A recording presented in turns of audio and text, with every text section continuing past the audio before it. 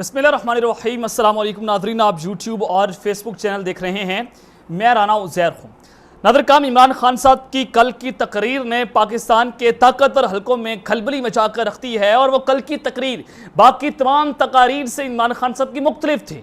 और जो कल इमरान खान ने अपने तमाम खुफिया राजों से पर्दा उठाया, उसके बाद हालात जो हैं वो यकसर तब्दील हो चुके हैं और अब जनाब खेल जो है मजीद बिगड़ता चला जा रहा है। अगले 48 घंटे बहुत इंपॉर्टेंट तस्वुर किए जा रहे हैं। मैं कुछ बड़ी खबरें लेकर जनाब आपकी खिदमत में हाजिर हुआ हूँ। सबसे पहली खबर पर आज हमने बात करनी है कि इमरान खान की खतरनाक तकरीर, उस खतरनाक तकरीर का एक घिनौना जवाब सामने आ चुका है और इमरान खान के खिलाफ शिकंजा मजीद तंग कर लिया गया है और एक ऐसा जवाब सामने आया है GHQ की जानिब से जिसने इस वक्त जनाब पाकिस्तानी सियासत में हलचल मचा कर रखती है। इमरान खान और जनरल आसिम मुनीर जो है वो एक दूसरे के आमने सामने आकर खड़े हो चुके हैं। इस हवाले से बड़ी इंपॉर्टेंट डिटेल्स हैं, वो जनाब आपके सामने रखूंगा।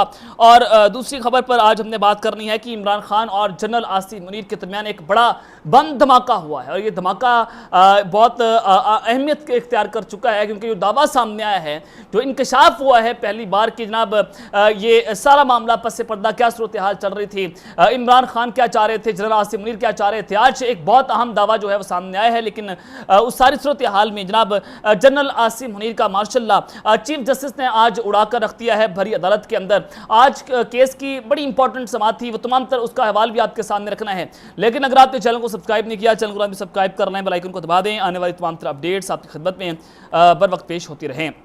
नाज़र काम सबसे पहले तो आपको मैं बता दूं कि आज वज़ीर आज़म के मुआविन खुसूसी अता तरड़ जो हैं उन्होंने अहम तरीन गुफ्तगू की है और उन्होंने कहा कि जनाब जो तोशा खाना का ट्रायल है वो हतमी मराहिल में दाखिल हो रहा है, लेकिन इसमें रुकावटें पैदा की जा रही हैं। अब वो कौन है जो रुकावटें पैदा कर रहा है? इमरान खान साहब भी कह रहे हैं कि जनाब हालात बेहतरी की जाने बढ़ रहे हैं।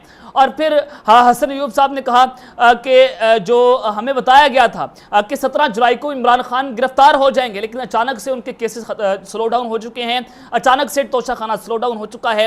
और फिर हबीब अकरम साहब ने कहा कि इमरान खान की गिरफ्तारी और नहली पर फुल स्टॉप लग चुका है और IMF जो है उसने ये तमाम चीज़ें जो है उसके ऊपर फुल स्टॉप लगाया है। IMF ने तमाम पार्टी से जो है वो यकीन दहानियाँ करवाई हैं। तो यही बात जो है वो आज तातरड़ भी कर रहे हैं। न्यासी ने जो तहाइफ लिए उस केस को उनके वकील जफ़र अली ने ख़राब किया, आपने जो चोरी की उसके हवाले से जज के सामने पेश होना होगा और लोगों ने तोहफे लिए लेकिन किसी ने भेजे नहीं हैं।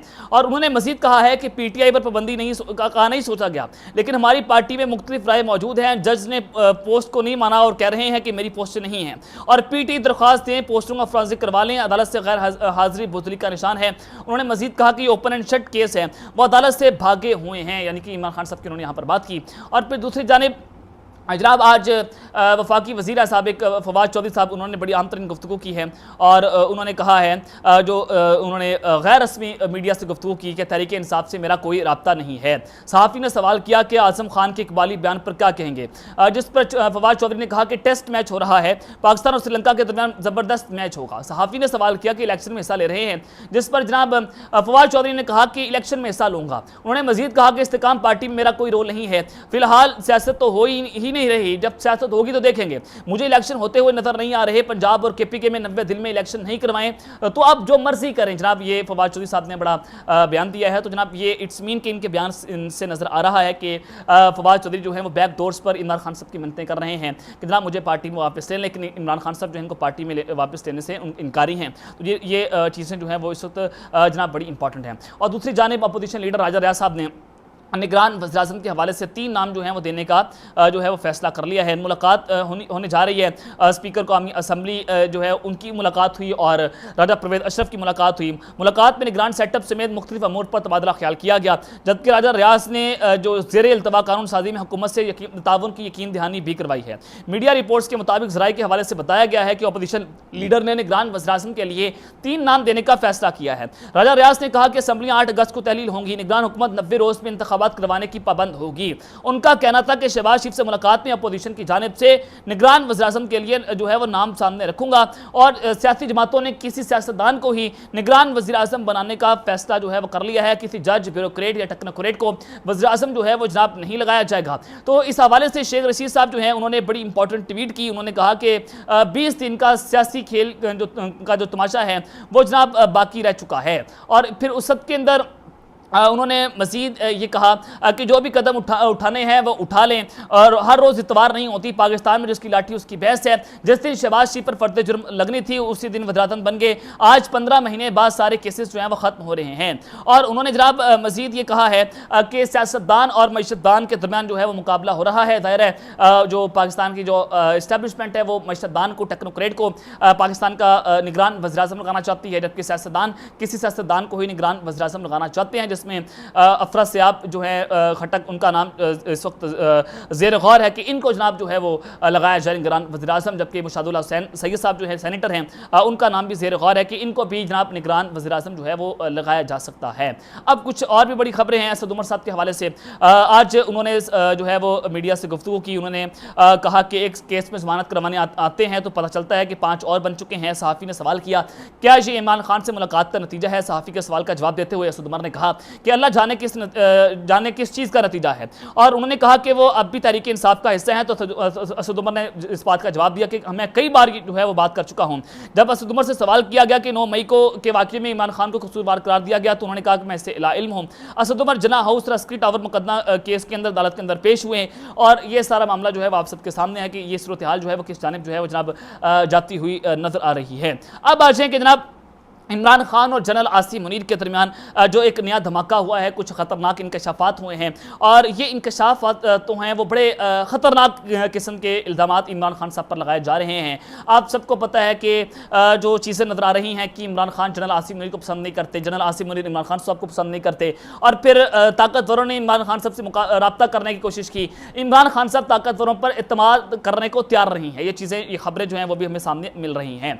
अब जनाब पाकिस्तान मुस्लिम लीग नवाज के मरकजी रहनुमा हैं और वफाकी वजीर भी हैं सरदार अयाज सादिक साहब। उन्होंने ये बहुत बड़ा दावा किया है कि चेयरमैन पाकिस्तान तहरीक इंसाफ इमरान खान ने नया आर्मी चीफ अपनी मर्जी से मुकर्रर करने की शर्त लगा दी थी, जिसे हमने मुस्तरद कर दिया था। उन्होंने कहा कि परवेज खट्टक का यह कहना दुरुस्त है कि तहरीक इंसाफ ने पिछले 1 साल में 4 मरतबा से ज़्यादा इंतखाबात का मौका जो है वो गंवाया, क्योंकि चेयरमैन तहरीक इंसाफ ने इंतखाबात की बजाय नए आर्मी चीफ में ज़्यादा दिलचस्पी ले रहे थे। उन्होंने कहा कि पाकिस्तान तहरीक इंसाफ वाले हमसे बात करते थे तो कहते थे कि पूछ कर आते हैं और पीटी वाले पूछने के लिए जाते तो फिर वापस नहीं आते थे। और पेशावर धमाके के पर एपीसी के लिए मैंने असद कैसर और परवेज खट्टक को फ़ोन किया। उनसे कहा गया कि एपीसी में आएँ और धमाके की मजम्मत करें, मैं रास्ता निकाल कर दूंगा। हम तहरीक इंसाफ से बात करना चाहते थे लेकिन वो नहीं करना चाहते थे। हम साफ और शफाफ इलेक्शन और दहशतगर्दी के खिलाफ मुश्तरका कोशिश पर मुतफिक थे। वार में चीफ तकर्रुर से मुतल्लिक नाम देना चाहते थे जो हमें कबूल नहीं था। मैं आपको यहाँ पर खबर देना चाहता हूँ कि इनका झूठ जो है वो बेनकाब हुआ है। मुझे खुद फवाद चौधरी साहब जो है वो पाकिस्तान तहरीक इंसाफ का हिस्सा नहीं है। मुझे 10 मई को फवाद चौधरी साहब ने बताया, मैं सुप्रीम कोर्ट में उनके साथ बैठा तो मैंने कहा था कि जनाब सितंबर में हमारे और हुकूमत के दरमियान मुज़ाकरात कामयाब हो गए थे कि सितंबर में इलेक्शंस करवा देंगे और सितंबर इलेक्शन का महीना होगा, लेकिन ताकतवरों ने इस सारे जो खेल है इसके ऊपर पानी फिरा था और फिर हुकूमत ने उस मुज़ाकरात को नाकाम बना दिया था। ये मुझे फवाद चौधरी साहब ने अंदर की खबर दी थी क्योंकि वो मुज़ाकराती कमेटी का हिस्सा थे। ये जनाब मैं आपको जो है वो खबर ब्रेक कर रहा हूँ। तो यहाँ पर एजाज सादिक जो हैं उनका झूठ जो है वो बेनकाब हुआ है और उन्होंने कहा कि निगरान वज़ीर-ए-आज़म का किरदार महदूद होता है, जो वक्त पर जिम्मेदारी पूरी करे उसको निगरान वज़ीर-ए-आज़म जो है वो होना चाहिए है। तो जनाब उस सब के अंदर अब जो जनरल आसिम मुनीर का माशाल्लाह जो है वो चीफ जस्टिस ने उड़ा कर रख दिया है